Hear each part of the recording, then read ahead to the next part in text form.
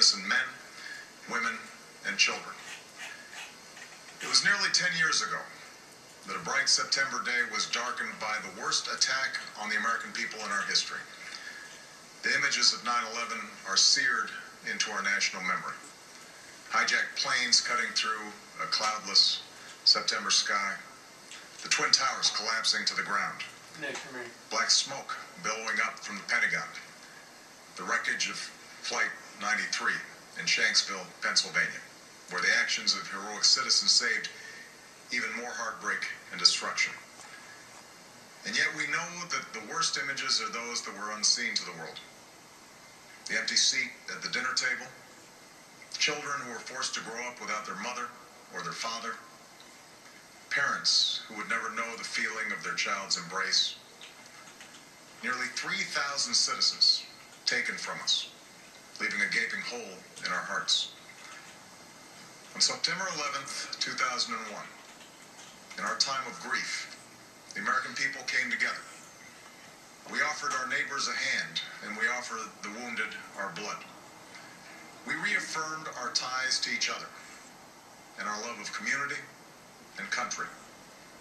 On that day, no matter where we came from, what God we prayed to, or what race or ethnicity we were united as one American family. We were also united in our resolve to protect our nation and to bring those who committed this vicious attack to justice.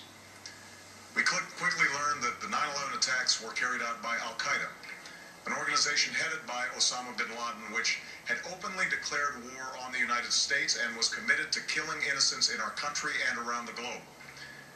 And so we went to war against Al-Qaeda to protect our citizens, our friends, and our allies.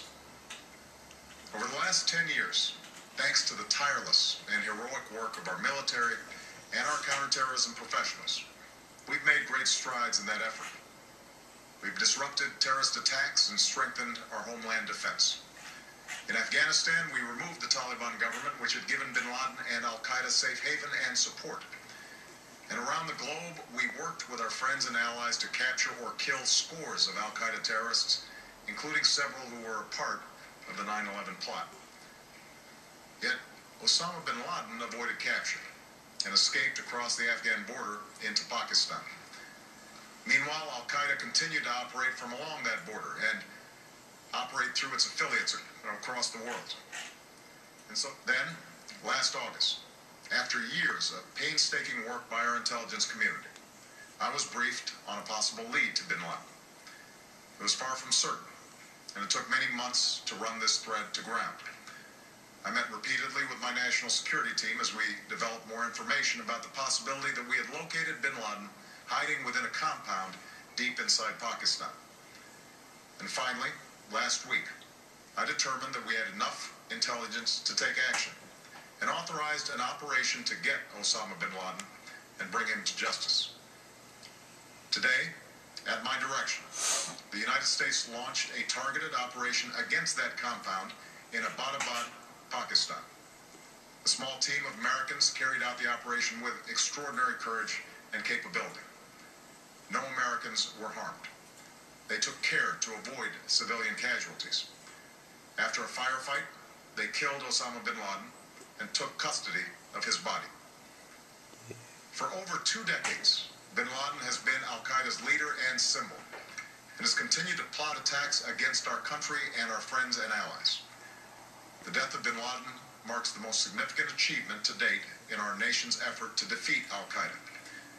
Yet his death does not mark the end of our effort. There's no doubt that Al-Qaeda will continue to pursue attacks against us. We must, and we will, remain vigilant at home and abroad. As we do, we must also reaffirm that the United States is not and never will be at war with Islam. I've made clear, just as President Bush did shortly after 9/11, that our war is not against Islam. Bin Laden was not a Muslim leader. He was a mass murderer of Muslims. Indeed, Al-Qaeda has slaughtered scores of Muslims in many countries, including our own. So his demise should be welcomed by all who believe in peace and human dignity. Over the years, I've repeatedly made clear that we take action within Pakistan if we knew where bin Laden was.